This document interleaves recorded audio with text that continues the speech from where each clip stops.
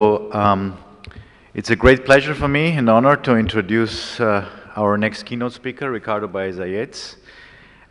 He is very well known in the field of information retrieval.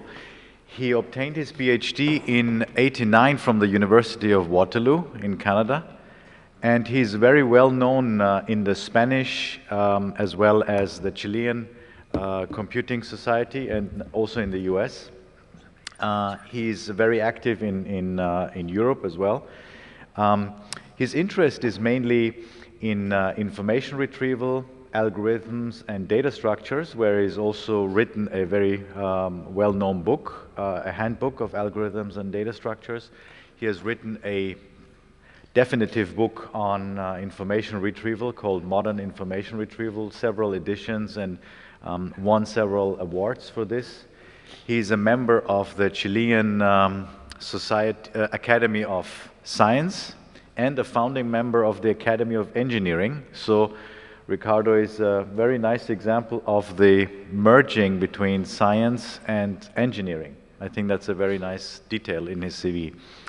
And he also obtained or was awarded the IEEE and ACM fellowships. So both largest society related to computer science have awarded him the fellowship award. Also a winner of the Graham Medal. So he got several distinctions.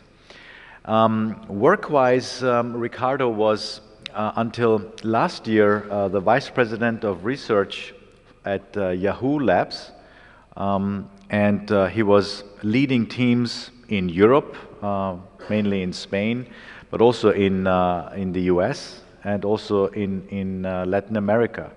So a very interesting mix, as you can see, from research as well as academia. He's also a professor in Chile. And he's, let me see what else. Did I forget many things, Ricardo? Are you set up now? Okay. Too much. So he's also the CTO now of Intent, a company on semantic search, which is also the focus of this talk. So please welcome Ricardo. Thank you, Sharon. I just got an allergy, so it's a bad time for that.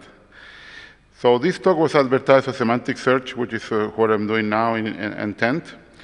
But given the community, I think it should give the full picture, so it will be mobile distributed semantic search. And it's really what we are doing now. So this is the agenda for the talk. I want to touch a little bit on machine learning, because I think there's some interest in this community about machine learning. So how many people use machine learning here? Okay, a few, yeah. Like 10% maybe, I don't know. And then I would like to talk about why mobile search is important. And of course, when you do large-scale search, you need to do it distributedly. So I want to touch on some research we did at Yahoo on distributed search, which in some sense have helped me to do what I'm doing today. And then the last half of the talk will be on semantic search, which basically is about how to combine the two worlds, the standard web search approach with semantic web technology.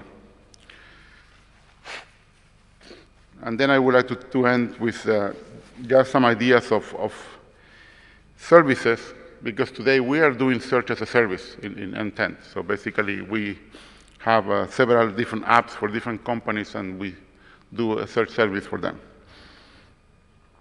Please, if you want to stop me, ask questions, do it, because I will touch in many different topics.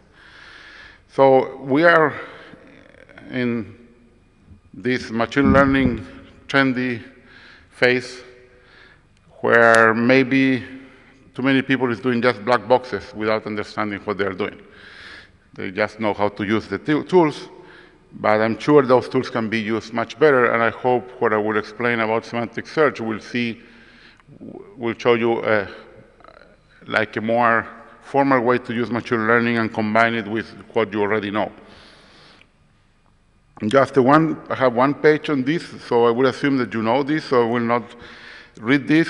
So this is just an example of how supervised machine learning works. But I think what is important today, also not only because of search and because of data mining and big data, is that there are two things that happen in the last, say, 10 years. One is we have more data than ever. That's in general, it's not something good, but we have it, and some of that we can use it. And the other part is that we have more processing power. We have bigger clusters in bigger data centers, and you can use GPUs, although were designed for graphical instructions. Now they are using it for other things. So in the future, I expect that we will have like, NPUs, neural processing units, that will basically train huge neural networks. And neural networks are not new. They're very old. But before, we couldn't train those because we didn't have data and because we didn't have the machine power. And let me give you an example of what is a different example from image recognition that you have seen over and over, like the travel example. In deep learning is the image example. It's something we did about 2 years ago. So basically, we had the data from mobile usage. So we had an app that basically was like a desktop for Android. And you could track everything that the user was doing through that app. So basically, it was like a desktop organizer. So you knew exactly what app every person used at any time. So the question is, could we predict what is the next app you will open? And here I have different techniques. And you see that the precision changes a lot, changing the machine learning technique that you use. So the best was here, was 91% accuracy. And we use embedded, so distributed attributes, which is distributed not in the sense that usually we use distributed, but basically we use high dimensional features that are generated by the algorithm. So these are the embeddings, the classical vector embeddings. And what we realize is that if you look at the basic features that you have on a phone or the session features that you have on a phone, when you combine it, made a difference in some cases. For example, here, it also made a difference. So at the end, the key thing was not the time, who are you, and so on, was the overall context of your interaction. And I think that's one important thing is that these embeddings capture the whole context, like capturing a pixel in an image. And I think here is the power. It's the context of learning the big picture and not only part of it. Okay, so why mobile? Well, let's go first to large-scale search. And this will be like a one-slide course on information retrieval. So this is the classical information retrieval system. So you have some document database that goes to a retrieval system. Here's a person with an information need, types a query in the desktop, goes here, and then the system basically gives some answers. Of course, some answers are useless, some are good, the yellow part, so the precision will be the yellow divided by the yellow by the blue and the blue.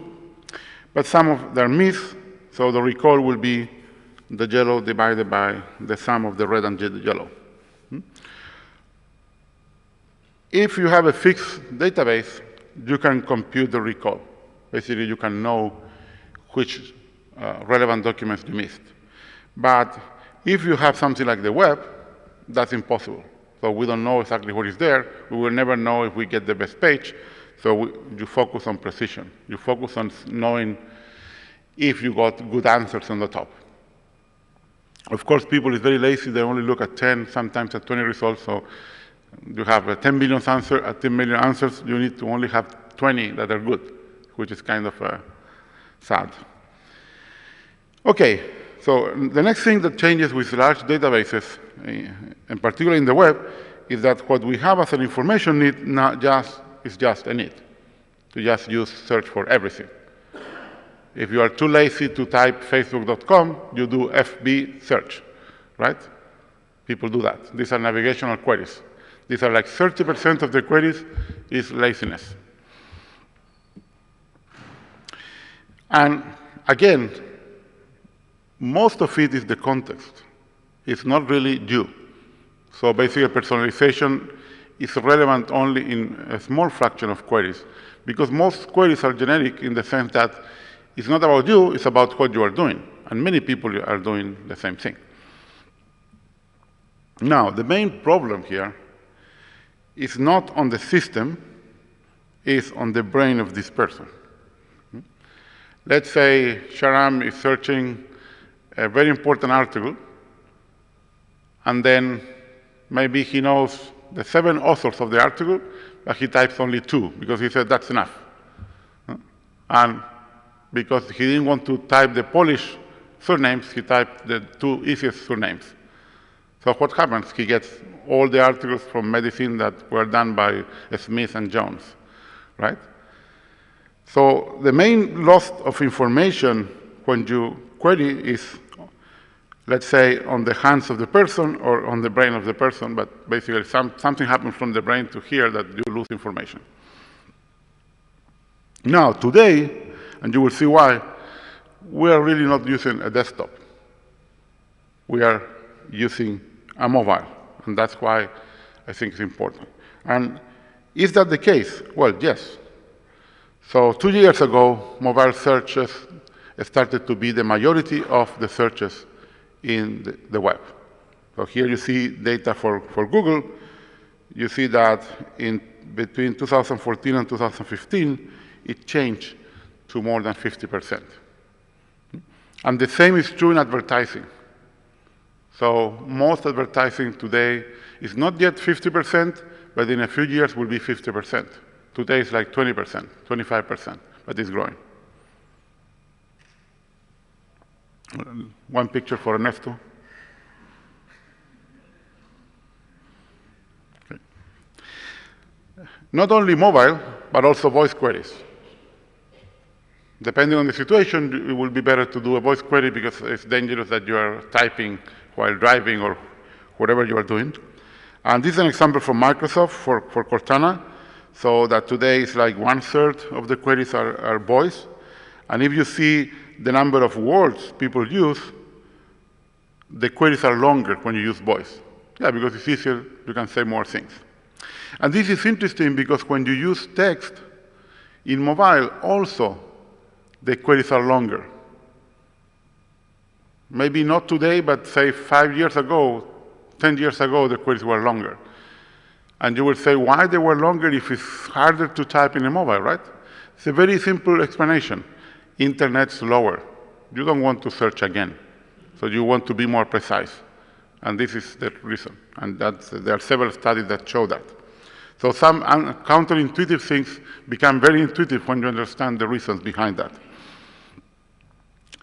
This is another interesting survey that North Star did for Google, is what they were people using for the smartphone. And here you can see the difference between the millennials and older people.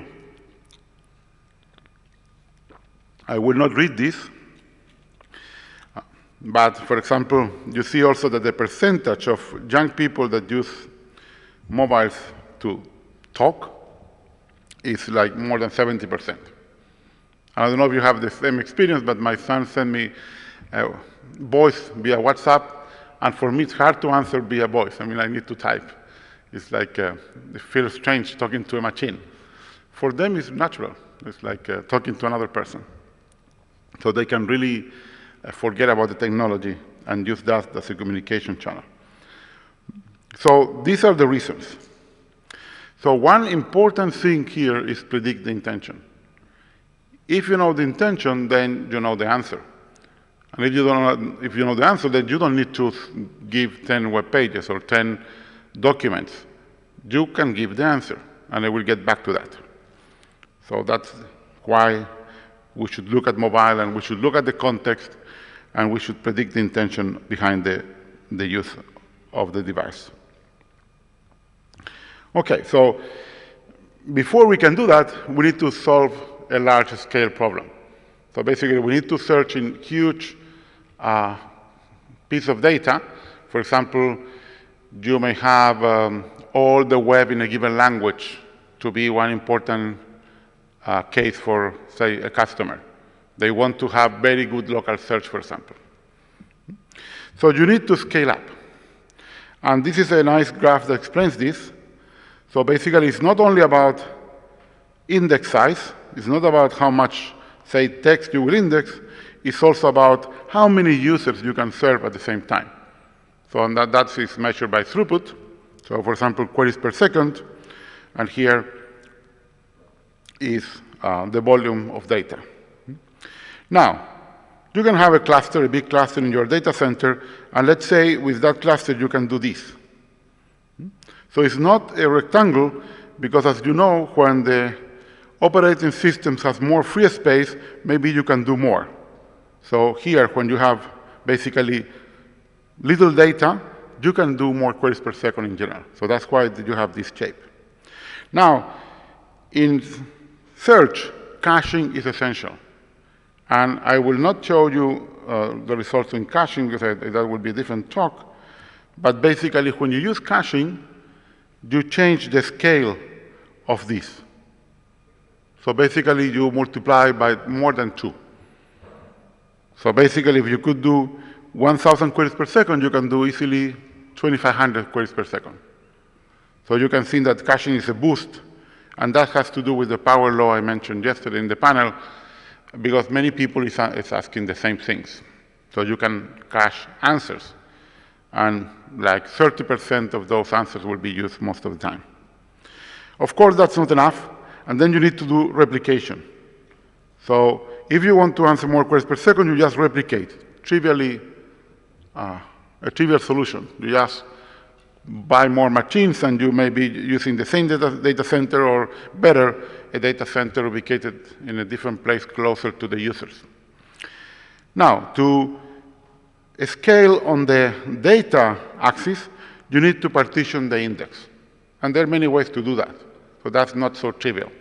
And still, the best way to do that is not, I guess, the way that we use today, for different reasons. But that also will be a different talk. But basically, you need to maintain the index, and you need to do it fast. And the best way to partition maybe doesn't maintain the index that fast. So how a typical large search engine looks.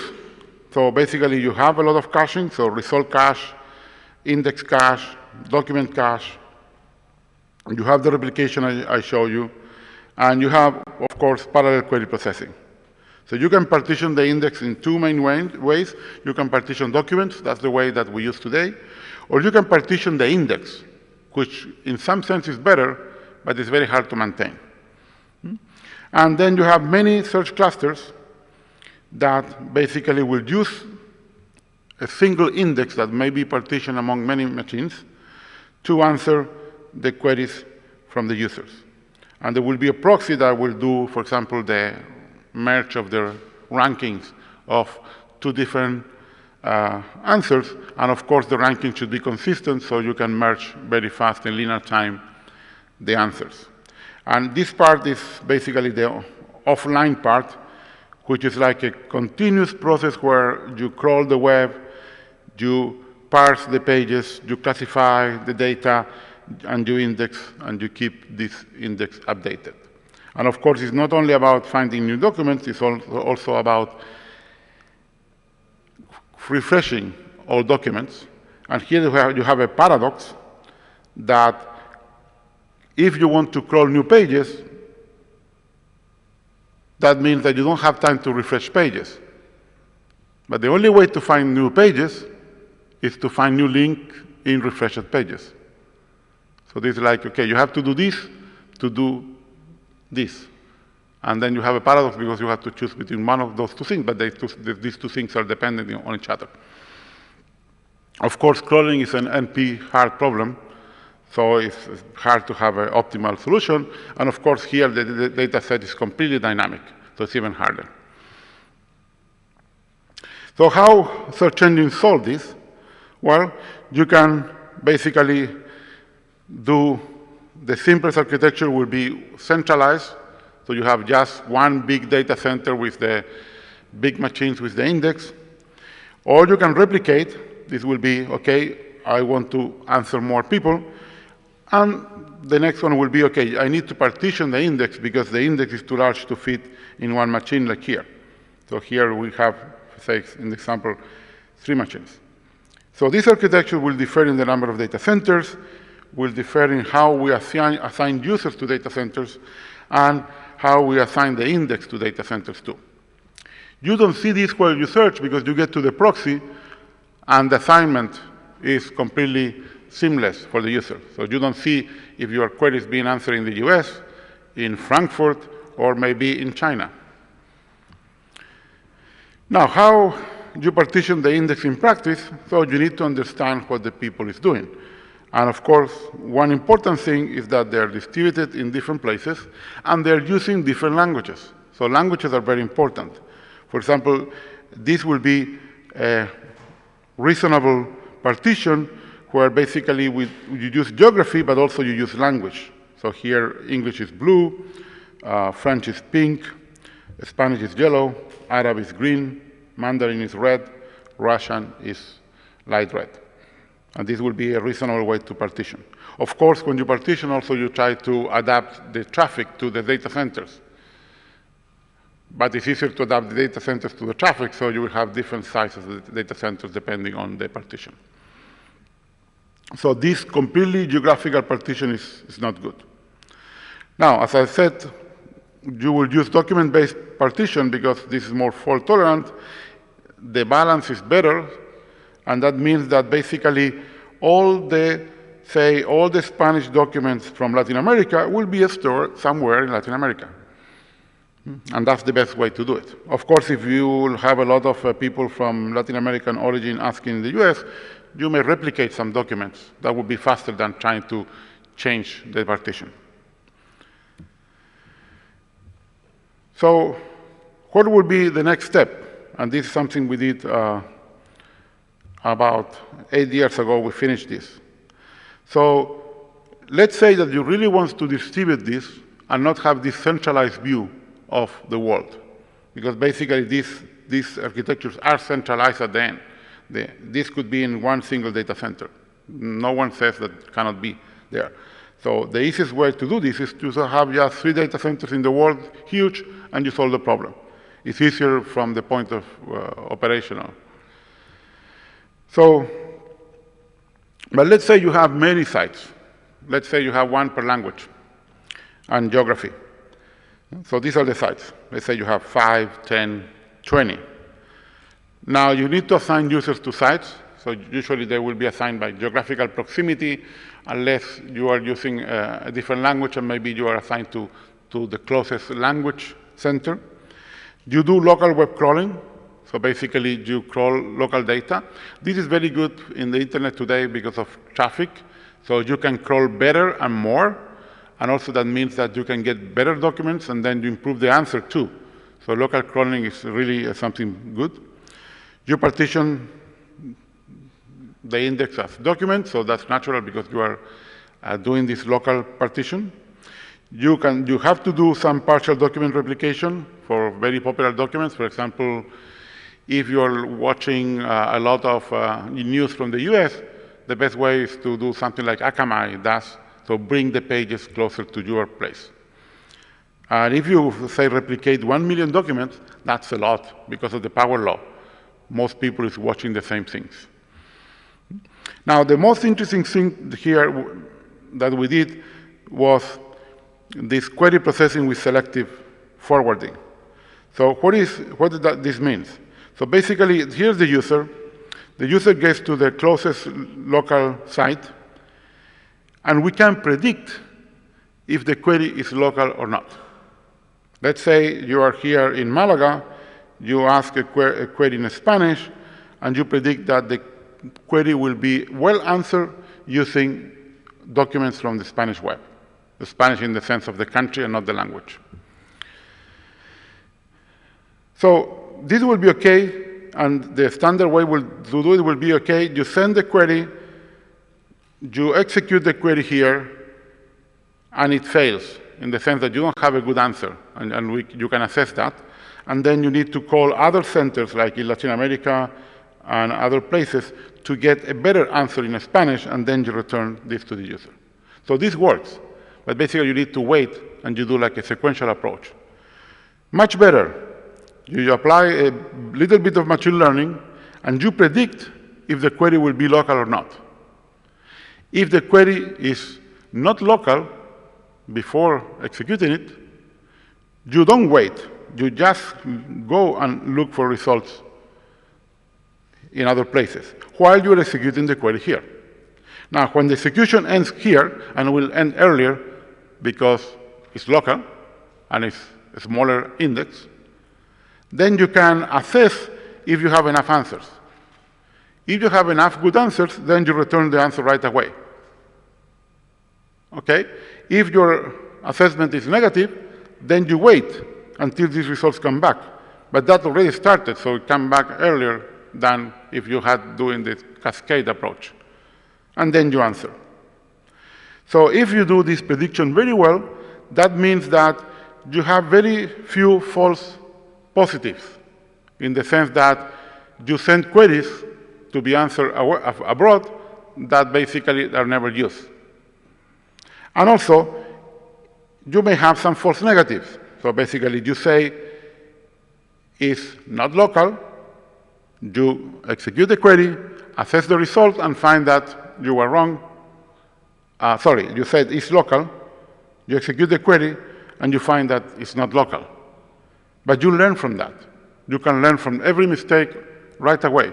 Okay, you can have a table. Okay, this query mistake, training data, more training data, directly from the user. We thought that this query was local, but it's not.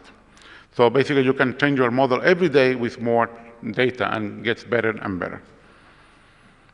Now, the goal of this was to answer a more important question, was, can you have a distributed search engine that mimics the centralized search engine?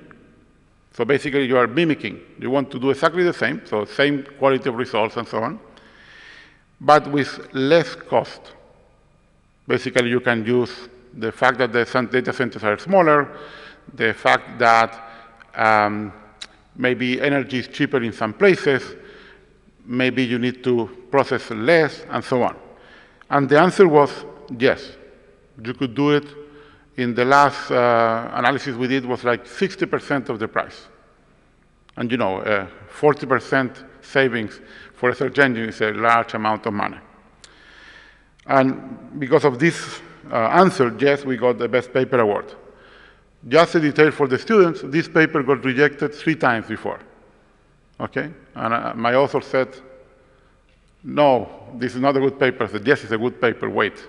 I was sure. So you have to be persistent. Okay, if you know, when you do something new, people will don't like it. As someone quoted, someone has to die to get science improvement. Okay. We can do that by randomness, right? Okay, so we put all these ideas together. So what will be the way to measure this? So you have to measure the response time. So what is the problem in distributed search? Why it looks so difficult to mimic? I forgot to say that. What is the problem? Is latency, internet latency. Because in a centralized system, you go to one place and go back right away.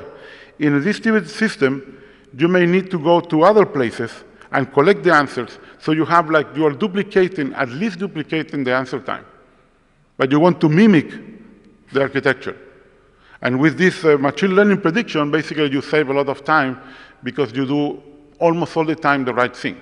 So local queries are faster, sometimes are slower, but the total average is still less than the centralized architecture because you are predicting well.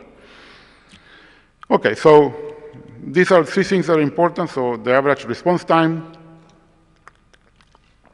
the quality of the result. So in search, the quality of result is measured by something called NDCG.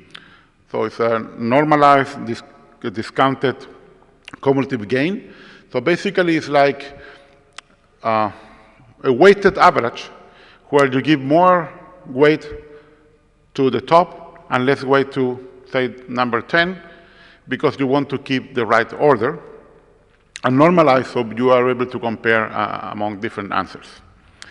And then query locality will be which fraction of the queries can be answered by the system without any forwarding to remote sites.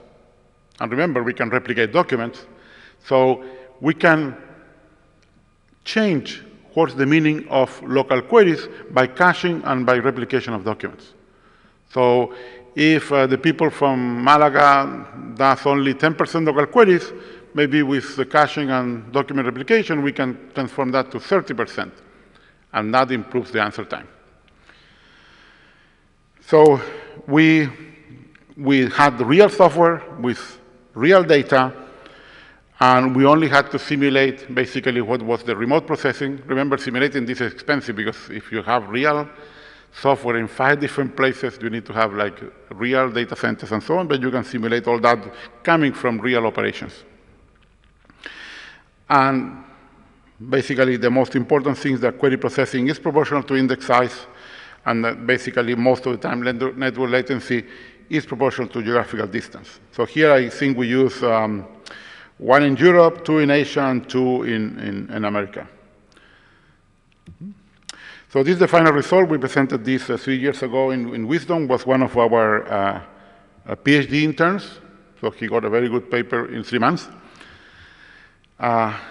So basically, you see a trade-off between quality and time. Here you have the oracle. So if we knew, basically, if we knew where to send the query in advance, so no, basically perfect prediction.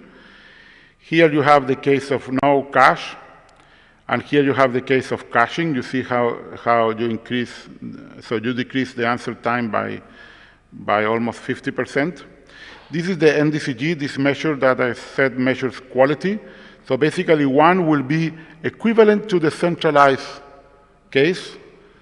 You cannot be exactly like the centralized case because you always lose something, but you see you can get very close to it. So you can get to 99% of this. So you are missing maybe 1 answer in many, many queries there. This is the machine learning prediction case with 8% replication. So this is the best case. Here in the red with no replication. And there are other things that have to do with caching.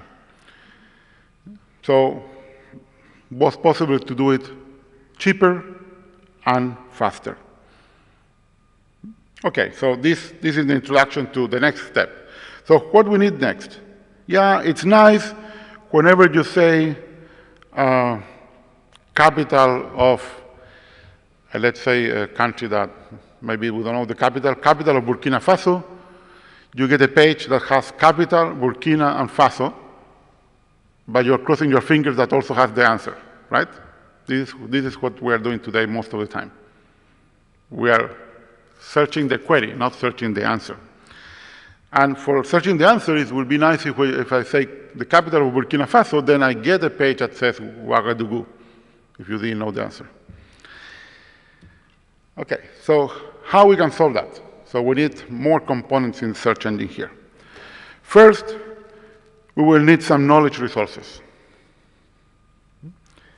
And the knowledge resources will be an ontology, and the ontology will be language independent. So when I put LI means language independent. So the ontology may be described in English, but could be described in Esperanto, and it's still the same ontology. So the relations are valid for any language.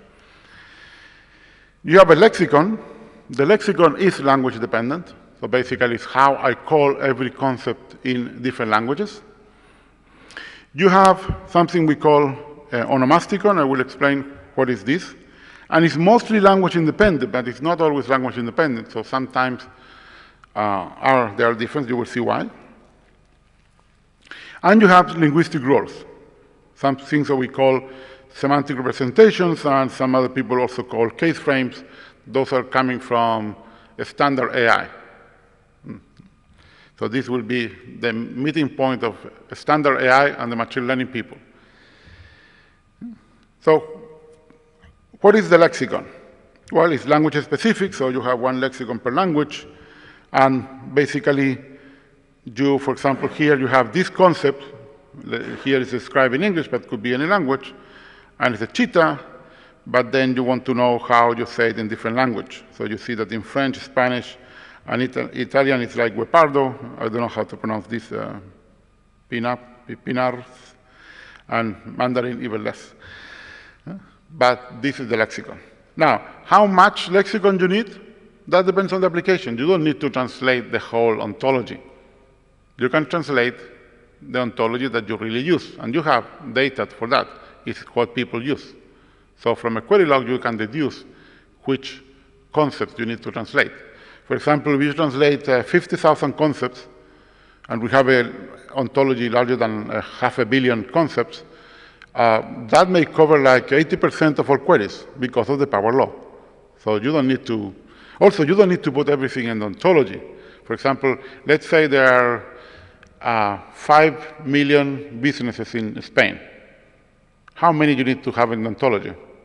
Maybe less than 5%. Those are the ones that people will use. Of course, you need to be able to search them, but that doesn't mean they have to be on the ontology. So there's a pragmatic side of how much is in the ontology to make it reasonable and viable, and what you can search. So these are different sets. So the ontology is where you need semantics, and you have something larger is where you need to find any, say, lexical query. What is the onomasticon? So the onomasticon is one or more expressions associated with each entity. And most of the time it's the same. Like Lady Gaga is Lady Gaga everywhere. But sometimes, for example, like cities, it's not. Here is Geneva, and for example, in Spanish it's Ginebra, also in Italian. In German is Genf, and so on. So you have this difference between languages, but will depend from entity to entity. So this is only for the entities. Then you have linguistic rules. So basically, associations that will help you to understand the query, or more the question. I will get back to this, but basically you can think that this is a kind of a semantic web approach where you have different ways to specify how people ask for things. For example, when you use machine learning here, instead of trying to take the text and try to parse the text like NLP people will do it, so basically natural language processing people will do it, because that's what they were trying to do. If you already know like 95% of the question will match one of these representations, it's much better to have machine learning to predict which template we need to use, rather than trying to find the template in the text. And now you can have a semantic engine. So the semantic engine is using the ontology, the lexicon, the onomasticon. You have concepts, you have entities, which are very important. And now you have to reason with this engine. In our case, we had a previous engine from the 90s, was called Excalibur, that basically did a lot of work with legal documents for the US and Canadian government. So what functions we want to have here? So we'll need to detect the language. We'll need to know which part of the document is the relevant one. You need to basically split in words and lemmatize, so to extract the roots of the words. You need to do part of speech tagging, so you need to know what is the subject and so on. You need to do morphological analysis. You need to extract the entities, this is a crucial part, and other concepts. Then you need to identify the concept and the most difficult problem in NLP, the ambiguity. So if I'm saying, for example, bond, which kind of bond I'm referring to? And that will depend on the context. And then you need, of course, you need to do ranking and classification. That's standard in search. So let me give you an example of one of these parts. I cannot do everything. But if you take a web page, like this one from a newspaper, so you will need to first basically say, okay, what really I have to take care of here is just the white part. This is the boilerplate problem. So what is the relevant part? And now, what is the main part? Okay, what are the main entities? So this is about sports, and for example, it's about the Golden State Warriors and the Western Conference Finals. There you have two key entities that, for example, you can associate to the NBA in this document. And then you need to extract entities. So entities, named entities are people, places, organizations, brands, and so on. So all the proper names that you find.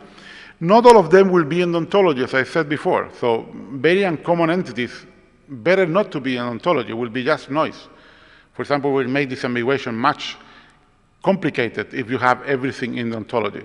So this very subtle balance between what you put in the ontology and what you leave like in a hashing table to search fast.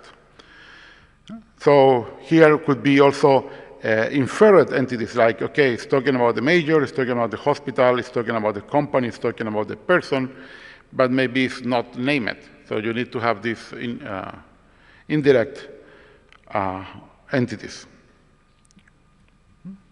And then you need to understand the document. So it's not only about understanding the query. You cannot understand the query if you didn't understand the documents. So what means understanding the documents means, for example, what is the topic? What is the aspect around the topic? So basically you have two different taxonomies and you want to place it there. More like the genre here also. You identify the genre, what type of text is.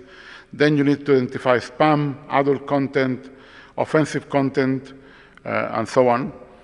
There are documents that you don't want to highlight. Reduction quality is also good, important. So how good is the grammar? How good is the lexicon? So it's a scholar article or not? And that also tells a lot about the quality of the document. Sometimes people want a scholar article, sometimes you don't. And things like many links, typos, and so on. So you do all that while processing the documents. Now, if you're searching in a mobile device, you don't want to see 10 links. What you want to see is the answer, right? If I say the capital of Burkina Faso, I want to have the answer. Top. It's just a question answering problem. Here is two examples from our app, a generic one that we have for demo. So this is a place near San Diego. And I'm trying to, for example, what about lunch in Encinitas at noon? So it's just a question to your device. And the device says, okay, you can go to Encinitas, and then these are 3 possible places. This is using data from Yelp. We'll come back to that. Or for example, science fiction movies playing this afternoon in Carlsbad. And then what you get, the first thing is a stream of locations where if you click, you go and buy the ticket. This is what you want. You want the answer directly. And of course, other search engines are using this. We are using it more like in a local, hyper-local context. You want to help the people on your location and your language. Very important. So this may appear trivial, but it's not trivial at all. For example, if I say, what about lunch in Barcelona at noon? Okay, I'm talking about lunch, I'm talking about Barcelona, I'm talking at noon. So I know what I want to do, the location, and the time. Is that enough? Well, no. Because if I use just a lexical representation, I will get mistake. For example, I could say, I was in Barcelona before noon for lunch. And of course, I don't want to have lunch again. Or don't go south of Barcelona after noon for lunch. That's a recommendation. I'm not looking for having lunch. So these two sentences, they look a lot like this sentence, but they have a completely different semantic meaning. And this is the hard part, to understand the intention. So this will be about lunch. These are not about lunch.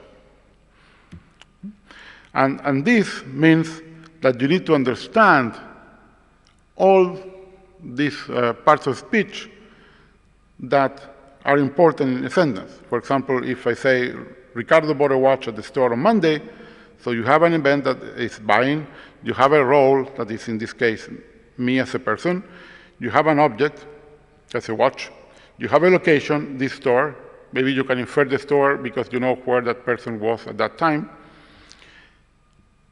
because you know it was a Monday. So you have different businesses. You can say, okay, in which watch store was Ricardo on Monday? And then that would be a previous question to answer this question. But of course, this is not a question. It's just a statement. So what we do is do a semantic reduction. And that's where I said sometimes it's better to predict what is the right template and do this. So for example, let's say I say lunch in Encinitas at noon, this location near San Diego.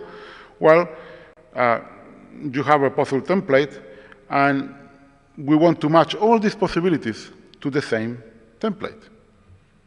So basically, you want to understand the diversity of language and get the same answer, because semantically, all these are equivalent. So in one side, you have very similar sentences that mean something different, but you have also a huge amount of sentences that also mean the same. So basically, you have to split these two sets using different techniques, rules and machine learning. I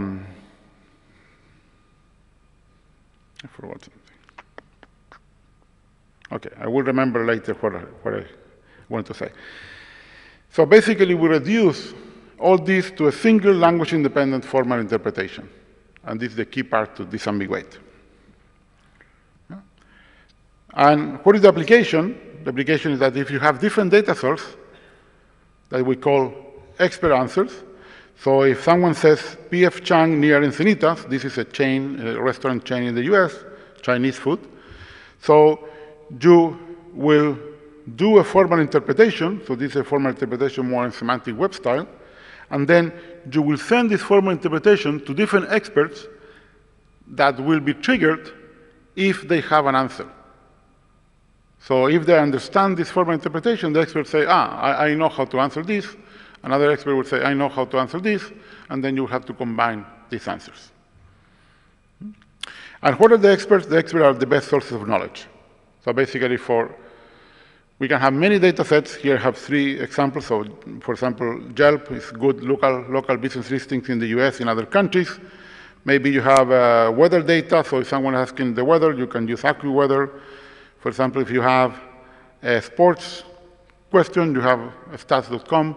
And then I can list a lot of data sources.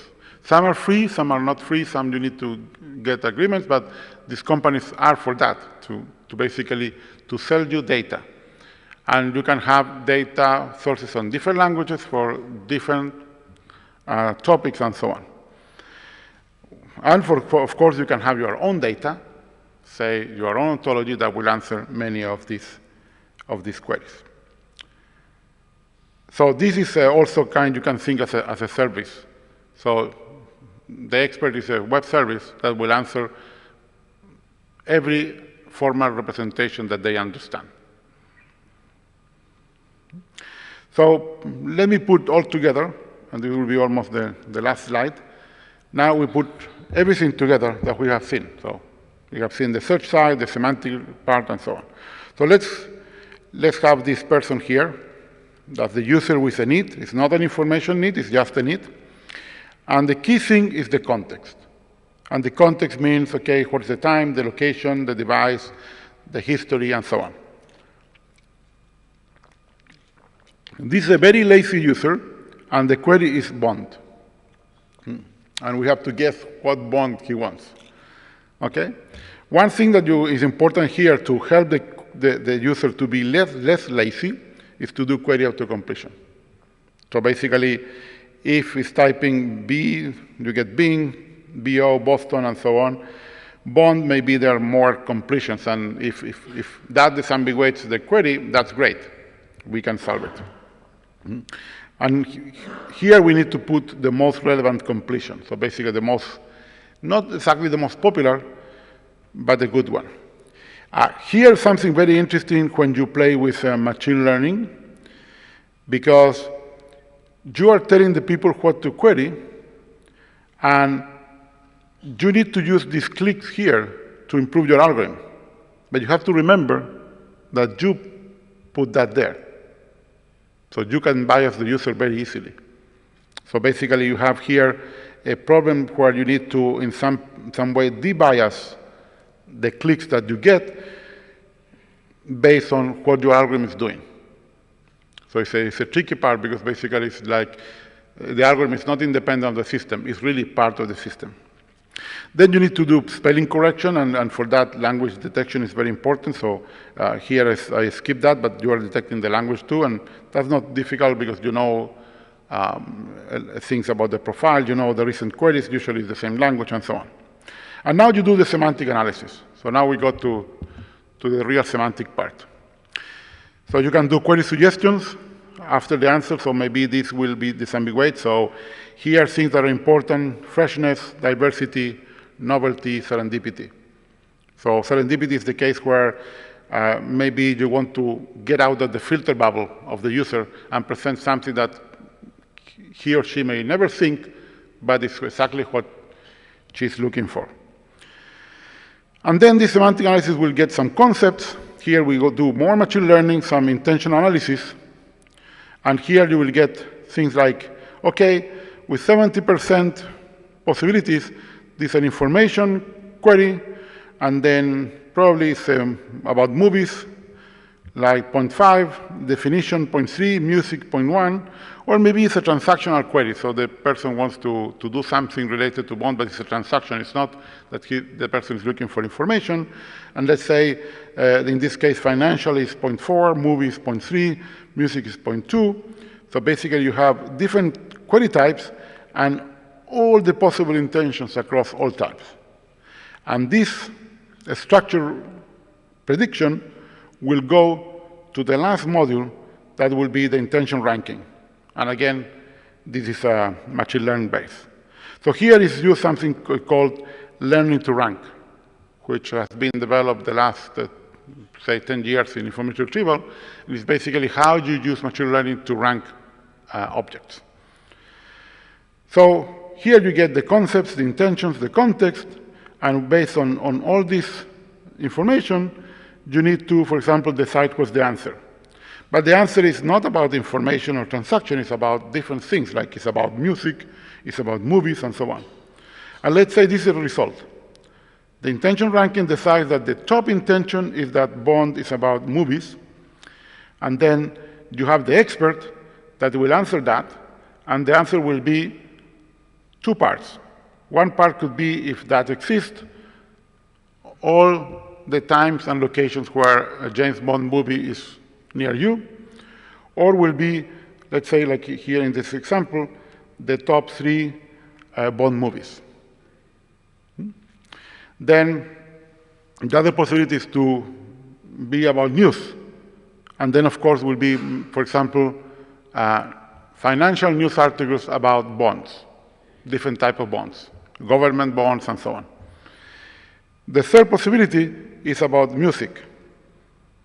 And then here you get the best of Bond, if you didn't know that's a UK string quartet, or you can go get the best of James Bond soundtracks, or maybe you can get an interview with this famous journalist in the BBC, Graham Bond. And also there's an Australian Bond music group. And the last one will be a definition. So this will be another ranking that will have, let's say, information from Wikipedia, that the first one is what is the definition for bond as a finance item, a chemical bond, like in atoms, bond paper, if you know that different, a special kind of paper, or maybe about Bond Street in London, which is a very famous street in London. So this will be the ranking. So there are two rankings here. One is the intention ranking, so basically deciding that the right order is movies, news, music, definition.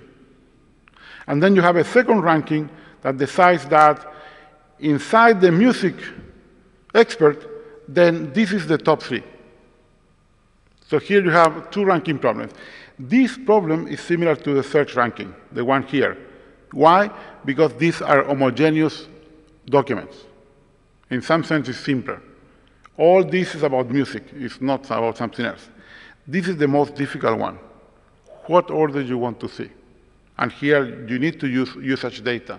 So you do initial ranking, and then based on the clicks, you improve.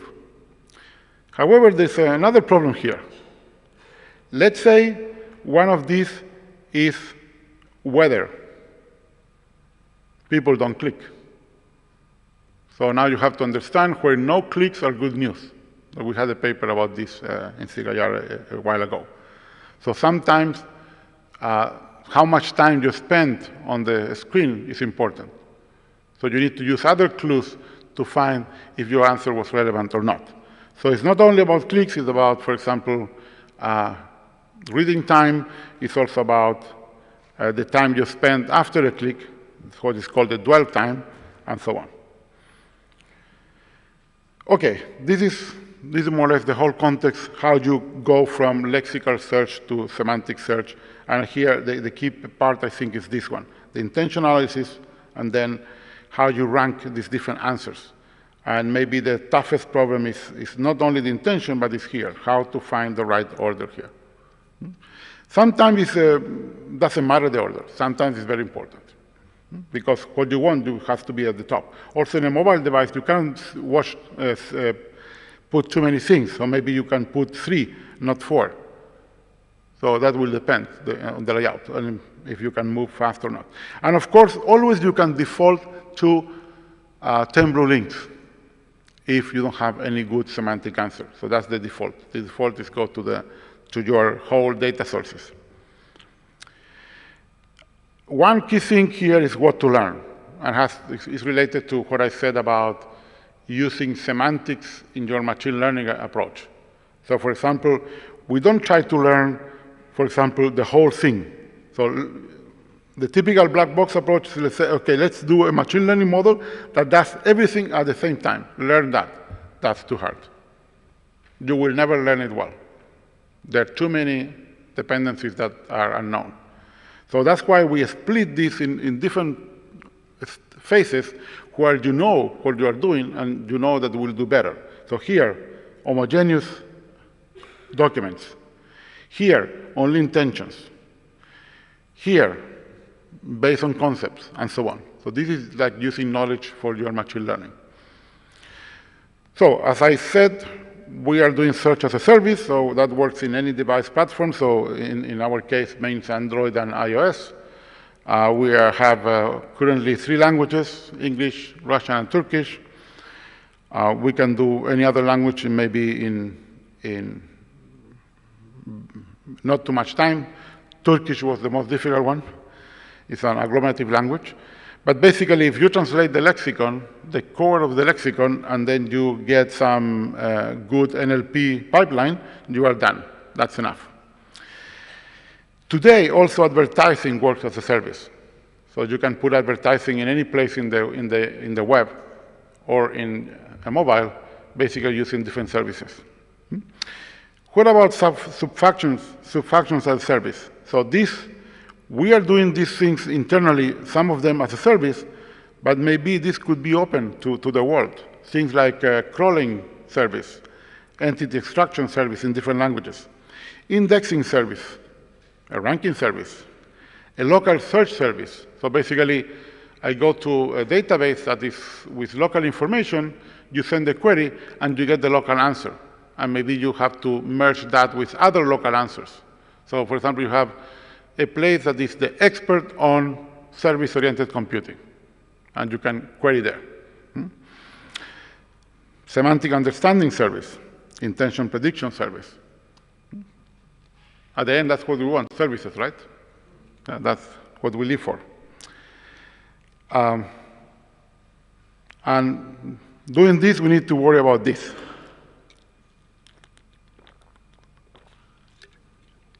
I'm really worried with so much fake news about this. So, questions?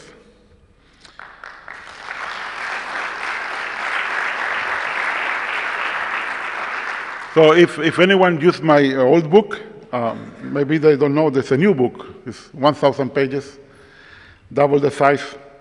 And also, if you are interested in scalability, we just published with Barla 2 years ago a monograph on scalability challenges in web search. There's a question here. The previous. Sure. Hey, this one or this one before? Yeah, this one. Yeah, this is the most difficult. I was wondering, how do you handle temporary events? So let's suppose that I look for the term Bond, and there's a new movie about James Bond. How do you modify the ranking so that it goes up? Or for instance, there's a concert for some group named Bond. How do you adapt and modify the ranking so that it appears first? Very good question. So part of the context we are using is trends. So we have a trends feed that we collect. So we take news and we basically extract the trends from those news. So this context will affect the ranking order, and if there is some concept that is trendy, news will go up. Yeah, but how do you identify that something is trendy? Do you have any particular data sources or? Well, we collect news ourselves. So we collect like a few hundred different newspapers, and then we have another machine learning approach to basically detect the trending topics. All right, thank you. And that was done by someone that they did a PhD in San Diego. And I don't remember now the technique they were using, because basically I'm not in charge of him. So, but it works. Yeah. Thanks, Ricardo. One question about serendipity. Can you explain what is the essence of serendipity? How can you automate finding, serendipity? Very good question. It's not easy to find serendipity, but I can give you an example of my own research. We had a paper that was called Orthogonal Recommendations. But we were lying, because if they're really orthogonal, they're completely useless. So, because the original title was Quasi-Orthogonal Recommendations, and the reviewer didn't like it, but okay. So we had to change the title. And the idea is the following. Sometimes serendipity comes from very weak semantic relations. But those are the interesting ones.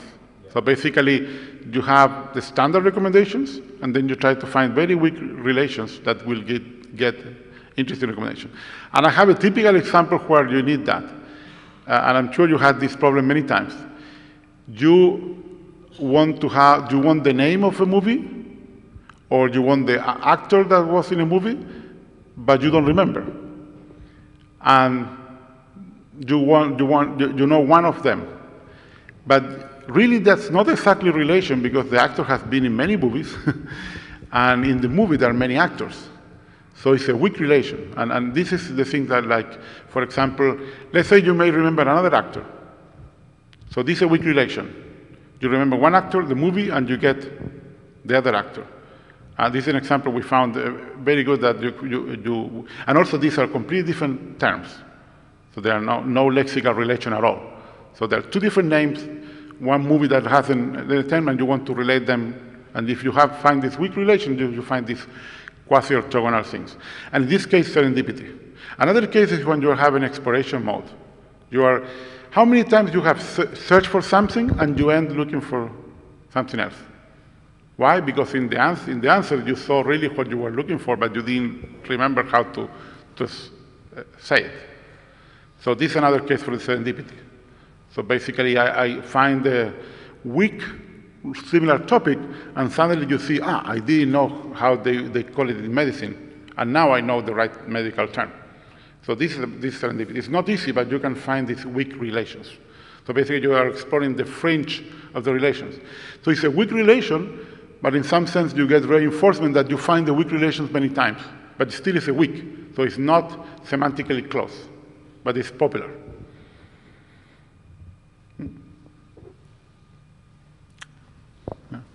A semantic question?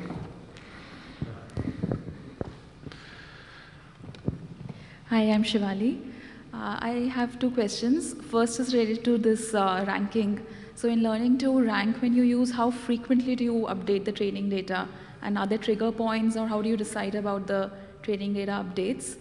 And the second question is regarding, you said that there can be multiple experts, and then you collect and select the information from, so how do you augment information and select that how do you rank it from multiple experts?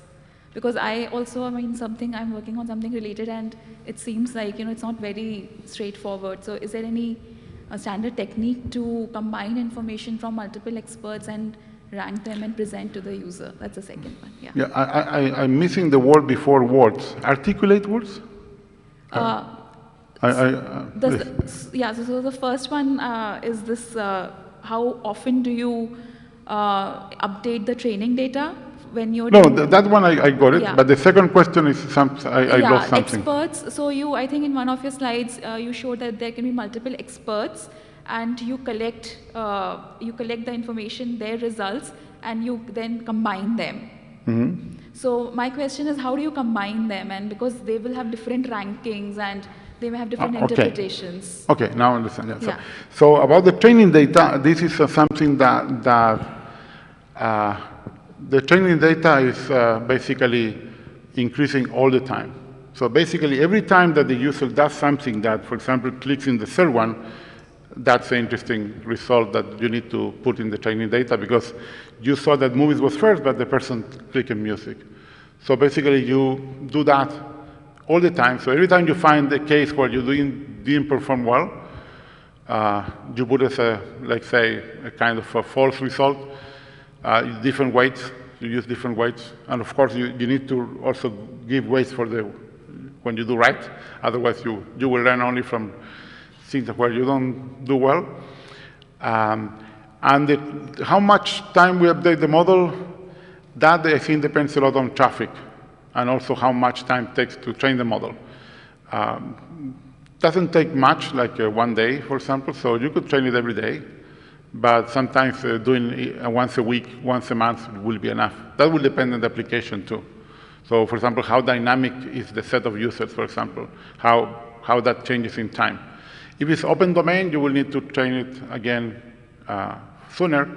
If it's like more closed domain, you may not need to train it much. Regarding the second part, this is a very good question, and that's why I stress that these, for example, here, these are homogeneous answers, so it's much easier to rank them. So the most difficult part is, and that's why we did it like this, because if we had to combine all these in one ranked list, it's very hard because you don't know how to compare. And this is the problem. Even if you have the same ranking model, can you compare, for example, using the same model, music with movies? And the real answer is no.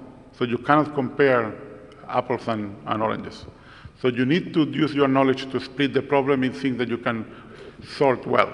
So you can compare intentions, you can compare homogeneous documents, but when you have some things like a universal search, like where you get text, images, and videos, this is a very hard problem in practice, because really, where the images should go? In the top sometimes, in the third position, in the fifth position, and the truth is that almost arbitrary. It will depend on the user. Some people like to see images first, some people hate images. So you cannot make happy all of them. I don't believe in personalization much, in the sense that the true order of intentions most of the time doesn't depend on the person. Okay? Depends on the task. And that's why intention is so important. It doesn't depend on who you are. And this has many advantages. So if I don't need to know who you are, so there are less privacy issues, that's number one. Second, I can do much better work because I can use all the data of the people that did or are doing the same as you. Let's say traveling to Malaga. A lot of people doing that. And it's not about you. So most people will do the same things in Malaga. And the third thing is that we also get out of the filter bubble. Because if you only use your data, I will never show Sharam a restaurant that if he knew it, he would like. And I'm sure he would like it because we have similar tastes. So we get out of the filter bubble, and then we can get not only more data, but richer data. You get all possible restaurants that all the people that came to Malaga know. And so these are the three main things, and that's why you need to split the problem in things that you can compare, and also in things that you have more data, better data, and not personal data.